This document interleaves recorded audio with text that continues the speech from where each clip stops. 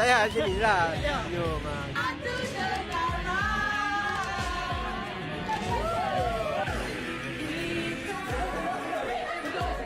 Three, one, and action. Go!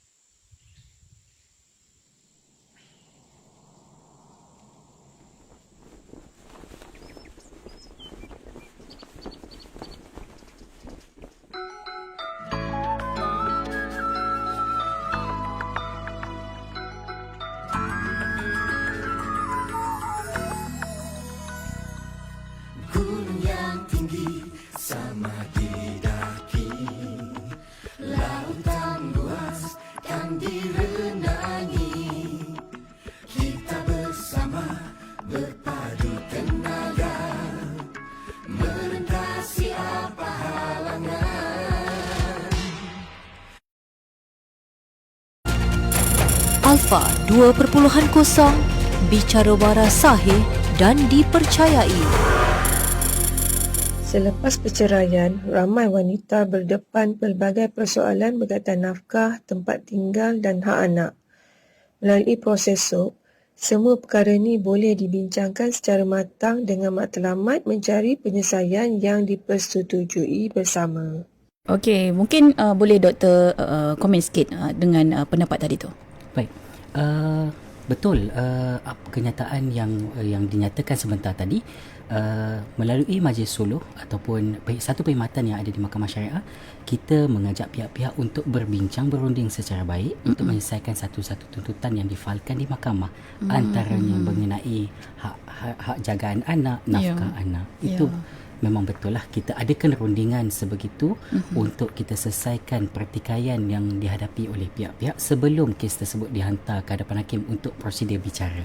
Itu sedikit pencerahan oleh Yang Berbahagia Dr. Ahmad Mukhlis bin Mansur yang merupakan Ketua Seksyen Suluh Mahkamah Syariah Wilayah Persekutuan. Untuk topik Alfa 2.0 kita pada pagi ini, Doktor, Suluh mencari titik perdamaian. Jadi bersama-sama dengan kita juga kita ada Mira yang membantu kelancaran siaran langsung di Facebook rasmi Nasional FM Sentiasa di Hati.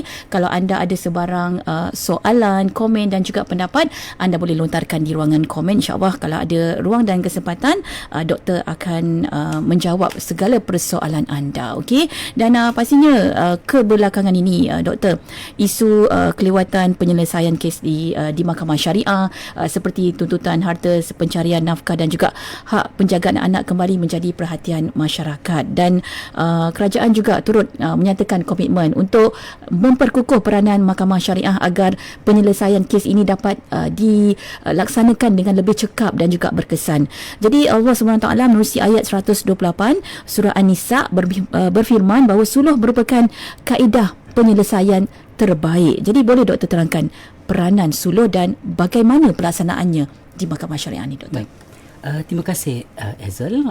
Pertama-tamanya saya ingin mengucapkan terima kasih kepada Radio Nasional FM kerana memberi peluang kepada saya, wakil daripada Mahkamah Syariah Wilayah Persekutuan, untuk berkongsi mengenai satu topik yang menarik pada hari ini, iaitu perkhidmatan suluh yang ditawarkan di Mahkamah Syariah. Saya yakin dan percaya ramai yang belum pernah dengar lagi perkataan ini.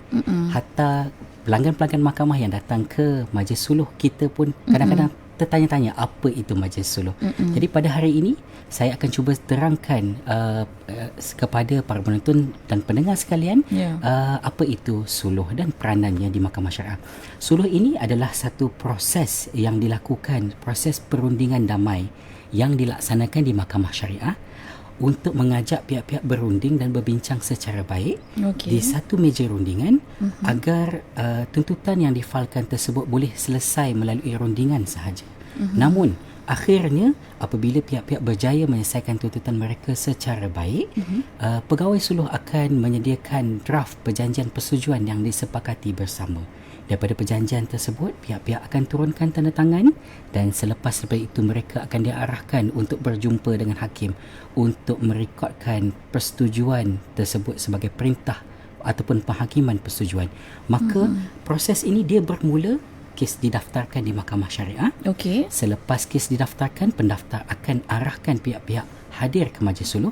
Kita ada 18 jenis kes yang boleh dirujuk ke Majlis Suluh. 18 jenis Betul, kita ada 18 jenis kes. Antaranya yang tadi di awal tadi, kita ada hadanah, nafkah anak, harta sepencarian, mut'ah, hatta tuntutan ganti rugi pertunangan, hutang di dalam perkahwinan, juga antara kes-kes di bawah bidang kuasa Mahkamah Syariah yang akan dirujuk ke Majlis Suluh terlebih dahulu. Dan bercakap pasal suluh ini, ia Islam menggalakkan perdamaian secara baiklah. Betul. Seperti mana firman Allah Subhanahu Wa Taala dalam surah An-Nisa ayat 128 yang mana Allah berfirman, wa in imra'atun khafat min ba'liha nushuzan aw i'radan fala junaha 'alayhima ay yusliha bainahuma sulhan was-sulhu khair. Jadi daripada ayat ini Allah Subhanahu Wa Taala berfirman bahawa jika seseorang perempuan bimbang akan timbul dari suaminya nusyuz atau tidak melayaninya, maka tiadalah salah bagi mereka, yakni suami isteri tersebut, membuat perdamaian antara mereka berdua secara baik, kerana perdamaian itu adalah lebih baik. Intipati daripada ayat ini yang kita terjemahkan dalam perkhidmatan suluh yang ada di Mahkamah Syariah menerusi tagline as-sulhu khair, iaitu perdamaian itu adalah lebih baik. Bagaimana peranan suluh ini membantu? Dari sudut pelaksanaannya seperti yang saya nyatakan di awal tadi, pihak-pihak akan diajak berbincang terlebih dahulu. Bila mereka boleh selesaikan tuntutan mereka secara baik dengan cara perbincangan di satu sesi tertutup, maka kes mereka tidak perlu dipanjangkan lagi ke prosedur bicara. Yang mana prosedur bicara ni ramai orang yang ada di dalam sesi tersebut di mahkamah terbuka mengetahui aib, mengetahui apa yang berlaku dalam isu rumah tangga. Itu sebenarnya pelaksanaan suluh ataupun perundingan yang ada di Mahkamah Syariah. Dan Islam sendiri mengangkat perdamaian ini sebagai jalan terbaik lah dalam nak menyelesaikan apa juga jenis pertikaian, tetapi mungkin dalam pelaksanaannya masih ada yang tertanya-tanya sama ada proses suluh ini benar-benar memberi ruang kepada persetujuan secara sukarela, itu yang selalu diketengahkan. Jadi doktor, di Mahkamah Syariah sendiri suluh ni diwajibkan bagi kes-kes selepas perceraian. Jadi adakah ini bermakna pihak-pihak yang bertikai telah dipaksa rela oleh mahkamah untuk bersuluh? Jadi bagaimana pula jika salah satu pihak enggan menghadiri prosiding suluh? Bagaimana, doktor?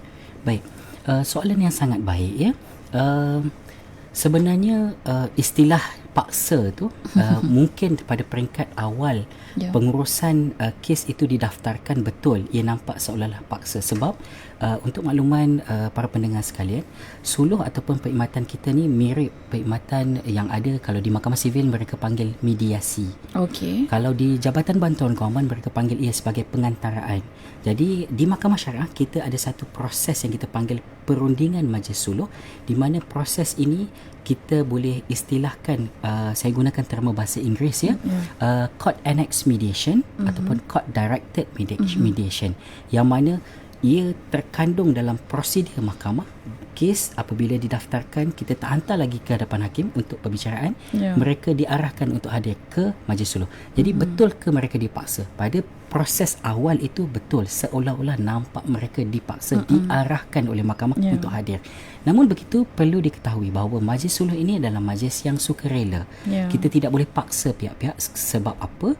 Pegawai suluh ataupun mediator yang mengendalikan perundingan itu, mereka adalah pegawai yang terlatih. Mereka mengikut etikanya tidak boleh memaksa pihak-pihak. Hatta kami bukan hakim yang boleh mengarahkan sesuatu keputusan kes. Jadi apabila pihak-pihak hadir awalnya memang notis suluh mengarahkan mereka hadir ke majlis suluh.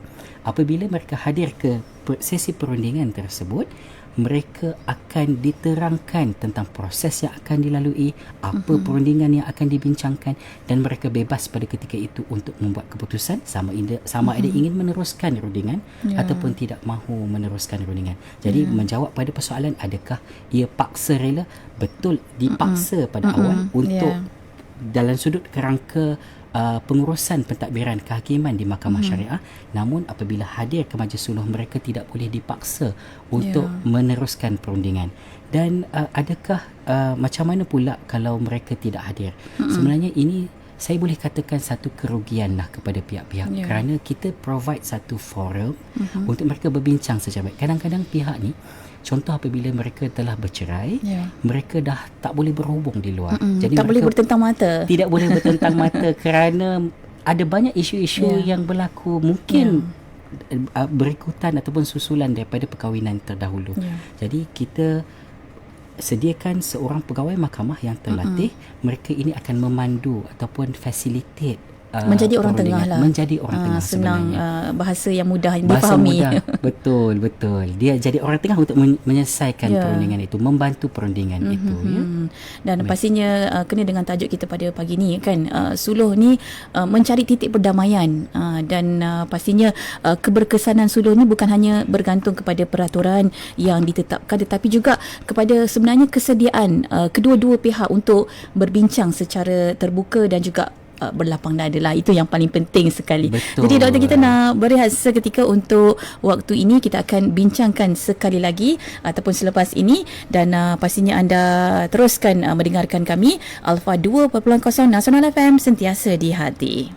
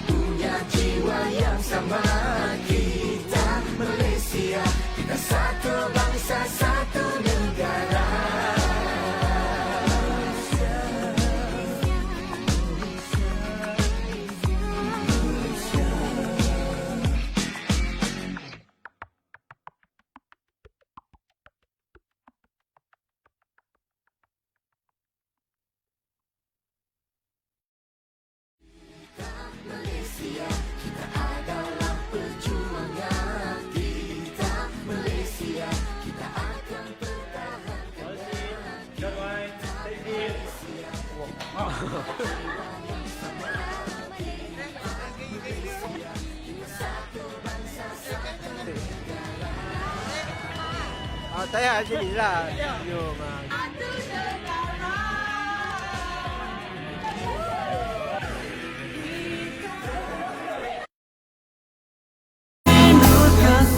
Okey, itu dia Nur Kasih untuk anda semua. Persembahan inti membawa kita ke pukul 10.42 pagi dan pastinya kita masih lagi membicarakan berkenaan dengan suluh mencari titik perdamaian menerusi Alpha 2.0 pada pagi ini. Bersama-sama dengan kita yang berbahagia Dr. Ahmad Mukhlis bin Mansur yang merupakan Ketua Seksyen Suluh Mahkamah Syariah Wilayah Persekutuan. Jadi banyak yang telah pun Dr. kongsikan di awal tadi, separuh masa pertama kan, dan pastinya kita nak tanya juga kepada doktor lah kan. Doktor ada menyatakan bahawa suluh ini hanya akan berjaya apabila mendapat komitmen daripada kedua-dua belah pihak yang bertikai. Jadi boleh doktor kongsikan apa persediaan sebelum dan semasa menghadiri sesi suluh ini agar perbincangan ini berjalan dengan harmoni dan juga mencari penyelesaian yang terbaik lah. Betul, baik. Betul, suluh ini dia akan berjaya dengan adanya komitmen daripada kedua-dua pihak. Bila kita bercakap pasal perundingan, sudah pasti perlunya pihak-pihak yang bertikai tersebut hadir. Plaintiff dan defendant itu perlu ada dalam perundingan. Jika mereka tidak hadir, maka perundingan tidak boleh dilakukan. Sebab kami pegawai suluh, kami tidak boleh paksa pihak-pihak bersetuju dengan apa-apa terma. Kami cuma bantu rundingan itu. Maknanya suluh ni tidak akan berjalan jika satu pihak tu tak datang. Betul. Sebenarnya apabila pihak-pihak tidak hadir, kita ada tempoh untuk pelaksanaan satu-satu majlis suluh adalah dalam tempoh 90 hari ataupun 3 bulan apabila satu-satu kes didaftarkan. Maka kebiasaannya pada sidang pertama dipanggil ke sesi suluh, katakan defendant lah tidak hadir. Jadi kalau saya akan tangguhkan kes pada sesi kedua untuk memberi peluang. Kita panggil sekali lagi untuk mengajak pihak defendant, kita cuba hubungi mereka, cubalah hadir, kita cuba rundingkan. Okey. Jadi kalau kata 2 kali tak hadir, 3 kali pun tidak hadir, maka kita akan tutup sesi perundingan itu dan kita akan angkat kes itu untuk perbicaraan lah. Jadi komitmen pihak-pihak itu penting sebenarnya. Jadi menjawab kepada persoalan tadi, apakah persediaannya? Persediaan saya bahagikan kepada persediaan sebelum sesi suluh dan persediaan ketika menjalani majlis suluh lah. Yang pertama adalah persediaan sebelum majlis suluh. Pertama, kita perlu bersedia dari sudut mental dan juga emosi. Apabila kita terima kes, ialah biasanya bila kita terima dokumen daripada mahkamah, perasaan tu akan mula bercampur bau, marah pun ada, geram pun ada. Terutama bila contoh dapat notis suluh tentang hak jagaan anak. Jadi ayah mungkin melenting, aku dah lah tak boleh jumpa anak, sekarang ni dia nak tuntut apa lagi? Ataupun mungkin ayah akan kata, sekarang ni datang kes harta sepencarian, kau nak tuntut apa lagi? Dulu kau dah tuntut untuk yang ni, sekarang kau dah susahkan aku lagi. Itu adalah dilema yang sering berlaku. Jadi apa yang perlu adalah persediaan mental dan emosi. Kita perlu objektif. Bila sesuatu kes difalkan, cuba berlapang dada, cuba terima dulu apa hasrat daripada tuntutan tersebut. Datang untuk berunding bukan bererti kita kalah. Datang berunding supaya akhirnya kita boleh dapat hasil menang-menang. Kita boleh nyatakan apa yang kita hendaki, pihak satu lagi boleh tawarkan lagi. Jadi perunding, begitulah konsep perundingan. Dia perlu ada tawar-menawar, dia perlu ada persetujuan akhirnya. Okay? Jadi selepas daripada kita perlu persedia mental dan emosi, yang kedua, sediakan dokumen sokongan yang diperlukan lah untuk sesi tersebut. Katakan kalau kes itu melibatkan tuntutan harta, bawalah geran tanah. Kalau ia melibatkan tuntutan nafkah anak, maka bawalah dokumen-dokumen berkaitan dengan urusan gaji, slip gaji, komitmen yang dia sedang lakukan, supaya ini akan memudahkan perundingan. Bila kita berunding, kita akan tanya apa kemampuan Encik, boleh Encik buktikan kepada kita, dia akan tunjuklah okey, ini slip gaji dia, penolakan dia banyak mana, gaji dia banyak mana. Jadi itu akan memudahkan perundingan. Itu yang kedua. Persediaan yang ketiga adalah boleh datang dengan kita buat persediaan rangka cadangan penyelesaian. Kita boleh fikir siap-siap. Kita plan sebegini. Mungkin dia ada plan sebaliknya. Tapi janganlah kita datang dengan satu plan saja. Datang dengan cadangan, mungkin kena plan ada plan A. B. Ya, bila plan A tak menjadi, mungkin plan B. Jadi itu maksudnya kita bersedia. Kita datang untuk negotiate, berunding tentang isu anak. Kita mungkin tak dapat hak jagaan, tapi kita datang nak berunding. Kita nak dapat akses lawatan hujung minggu, kita nak dapat ketika perayaan, kita nak dapat ketika cuti sekolah. Ayah ni dah lama tak boleh jumpa anak. Jadi itu antara perkara yang dia boleh buat persediaan. Yang keempat adalah kita perlu faham hak dan prosedur. Macam mana proses suluh itu berjalan, akhirnya akan jadi macam mana. Dan kelima adalah hadir tepat pada tarikh yang ditetapkan dan pakailah pakaian yang sesuai dengan peraturan di mahkamah syariah. Kita hadir ke mahkamah syariah, maka pakailah pakaian yang menutup aurat. Macam mana pula dari sudut semasa sesi? Pertama adalah kita perlu kawal emosi. Itu yang penting. Itu yang penting. Bila datang berunding ini, saya harus akui kita berhadapan dengan pelanggan yang memang ada isu dan konflik rumah tangga. Mereka datang dengan beban dan syarat dengan emosi. Jadi perlu datang, saya faham itu lumrah memang datang dalam keadaan marah, tetapi turunkan emosi tersebut untuk kita rasional, turunkan ego untuk kita mudahkan rundingan tersebutlah. Ya, dan selain daripada itu, amalkan safe. Kita mendengar bila satu pihak bercakap, kita tunggu giliran kita. Nanti akan sampai giliran kita, kita untuk sampaikan pula apa pandangan kita, apa syur kita. Barulah perundingan itu akan berjalan dengan baik, ya. Dan gunakan sebaik mungkin peranan pegawai suluh. Pegawai suluh ni kami bukanlah semata-mata nak memihak pada plaintiff, bukanlah kepada ibu, bukanlah kepada defendant ayah. Kami akan bersifat neutral, kami akan bersifat adil untuk menguruskan sesi itu sebaik mungkin, ya. Betul. Apabila kedua-dua pihak ni hadir dengan persediaan yang baik, macam Ustaz Dr. kongsikan tadi, proses rundingan, proses perdamaian ni pasti lebih mudah nak mencapai titik persetujuan. Yang telah pun dikongsikan tadi banyak yang boleh kita jadikan contohlah untuk anda semua yang mendengarkan waktu ini. Tetapi mungkin boleh Doktor kongsikan statistik ataupun pencapaian suluh yang membantu menyelesaikan kes di mahkamah syariah di seluruh negara. Baik. Bercakap mengenai statistik, ya. Data kita menunjukkan, data yang saya perolehi daripada kita punya ibu pejabat, ya, Jabatan Kehakiman Syariah Malaysia, data kita menunjukkan bahawa jumlah yang tinggi sebenarnya pendaftaran bagi kes suluh ini. Sebagai contoh, ya, saya boleh nyatakan, dan setiap tahun jumlah ini meningkat, pendaftarannya meningkat. Pada tahun 2018, kita ada ke seluruh Malaysia 12,379 kes yang didaftarkan untuk majlis suluh sahaja. Kemudian meningkat kepada 13,118. Pada ketika COVID melanda, dia drop sedikit tapi masih hampir 10,000. Statistik menunjukkan pendaftaran bagi kes suluh, bagi kes-kes suluh di seluruh Malaysia.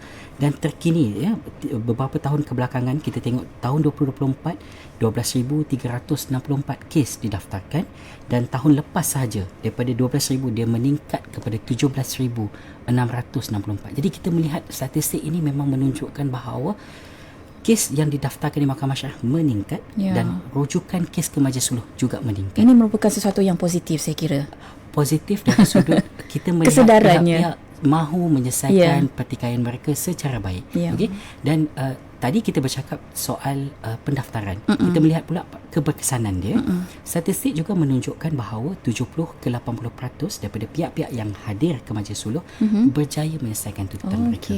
Maksudnya, kalau hari ini dia datang untuk tuntutan haldana ataupun nafkah anak, hari itu juga mereka selesai, bersepakat bahawa mereka boleh selesai secara baik.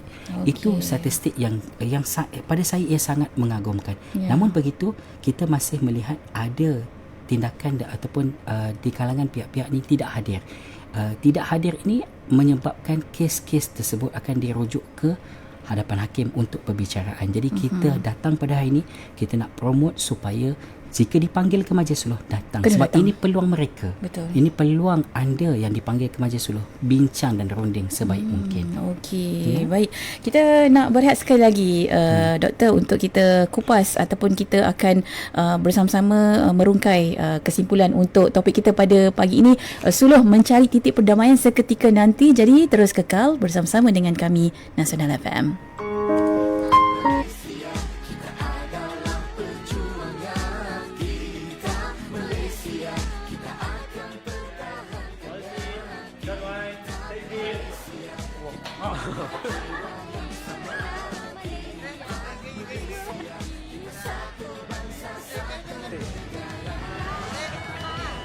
Saya sinilah.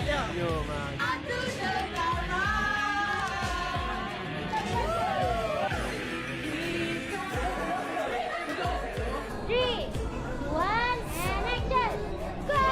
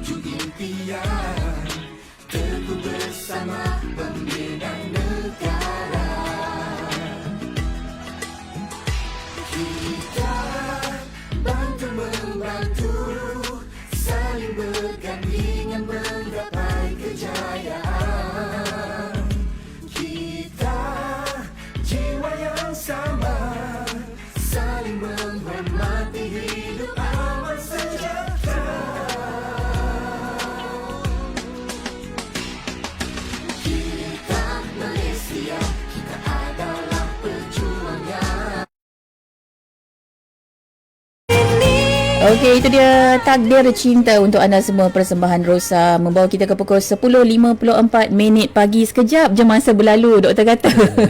Dan kita masih lagi mencari titik perdamaian, doktor, pagi ini menerusi Alpha 2.0. Terima kasih kepada anda juga yang tonton siaran ini menerusi Facebook rasmi Nasional FM, sentiasa di hati. Jadi doktor, adakah terdapat penambahbaikan yang sedang ataupun akan dilaksanakan oleh Mahkamah Syariah ini bagi memperkasakan lagi perkhidmatan suluh kepada masyarakat? Baik.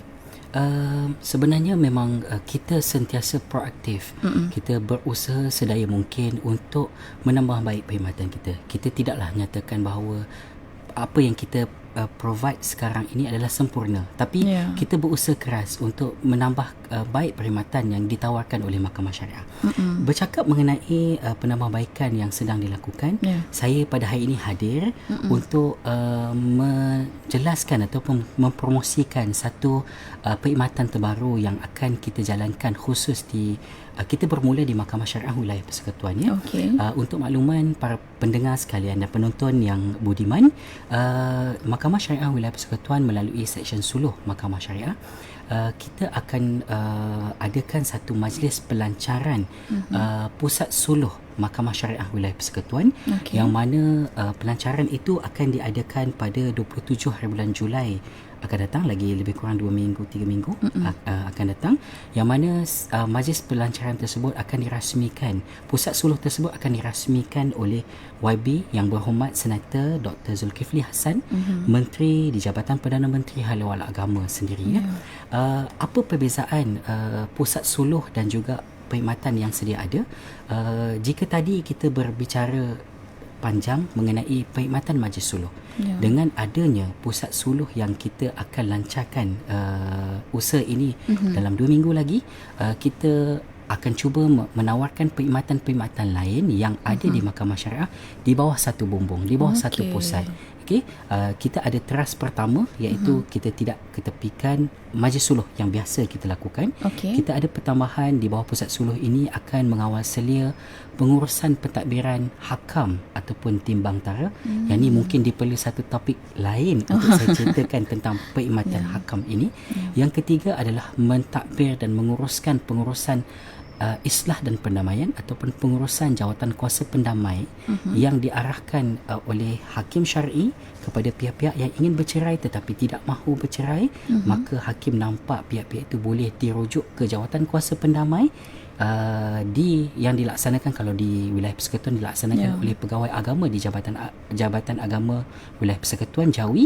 Jadi kita akan dalam fungsi baharu pusat suluh ini, kita akan menguruskan pengurusan bagi pengurusan JKP tersebut. Kita ada juga perkhidmatan baharu, iaitu unit khidmat nasihat dan juga unit mediasi, yang mana bagi klien yang perlukan khidmat nasihat tentang proses penyelesaian pertikaian alternatif ini, baik dia suluh, hakam, JKP, mereka boleh datang ke Mahkamah Syariah mendapatkan perkhidmatan tersebut untuk lebih jelas. Dan mediasi yang kita tawarkan adalah, tadi kita bercerita kes telah didaftarkan, tetapi bagi perkhidmatan mediasi ini, kes belum didaftarkan tetapi pihak-pihak dah ada persetujuan, mereka datang untuk finalisekan terma-terma persetujuan. Ia boleh mempercepatkan lagi perkhidmatan penyelesaian kes mereka. Dan yang terakhir adalah pengurusan rakan strategik kita melalui unit strategik dan analitik untuk pengurusan data, kita nak buat pembangunan kepada pusat suluh. Jadi itu antara inisiatif terbaru yang kita buat. Dan yang berterusan yang kita lakukan khusus di Mahkamah Syariah, kita ada lakukan podcast untuk bagi penerangan, podcast Cak dan Suluh. Kita lakukan siri turun padang untuk bagi penerangan. Kita buka booth-booth pameran untuk mewawarkan perkhidmatan kita. Jadi itu antara penambahbaikan yang sering ataupun sedang berjalan oleh Mahkamah Syariah. Yang pastinya Pusat Suluh nanti akan dirasmikan pada 27 hari bulan Julai nanti. Benar. Okey, itu yang pertama. Betul. Bermula di Kuala Lumpur. Betul. Bermula di Kuala Lumpur, dan kalau ikut hasrat daripada pihak Ibu Pejabat Jabatan Kehakiman Syariah Malaysia, dan mengharapkan agar idea ataupun inovasi Pusat Suluh ini akan diterjemahkan di negeri-negeri lain juga. Itu yang akan kita nantikan. Betul. Seterusnya. Okey, terima kasih. Alhamdulillah banyak sebenarnya perkongsian yang telah pun kita dengar hari ini. Pastinya suluh ini bukan sekadar satu proses di Mahkamah Syariah, tetapi sebenarnya merupakan medan mencari titik perdamaian yang mengutamakan keadilan, hikmah dan juga kebajikan semua pihak tentunya, dan pastinya dengan komitmen kerajaan untuk terus memperkukuhkan Mahkamah Syariah ini serta meningkatkan kecekapan penyampaian perkhidmatan. Diharapkan lebih banyak lagi perkara-perkara seperti perdamaian, pertikaian dapat diselesaikan secara harmoni, sekaligus kita nak mengurangkan kes-kes yang berpanjangan dan juga berlarutan ni. Terima kasih sekali lagi diucapkan kepada Dr. Ahmad Mukhlis bin Mansur yang merupakan Ketua Seksyen Suluh Mahkamah Syariah Wilayah Persekutuan untuk topik Alpha 2.0 kita pada pagi ni, suluh mencari titik perdamaian. InsyaAllah ada ruang dan kesempatan kita akan jumpa lagi, Doktor. Baik, terima kasih. Dan juga terima kasih kepada Amira kerana membantu kelancaran siaran langsung di Facebook rasmi Nasional FM Sentiasa di Hati. Seperti biasa, anda boleh kongsikan, anda boleh tonton kembali siaran ini menerusi Facebook rasmi Nasional FM Sentiasa di Hati. Saya akan terus teman anda. Assalamualaikum, Doktor. Waalaikumsalam. Jumpa lagi. Terima kasih. Alpha 2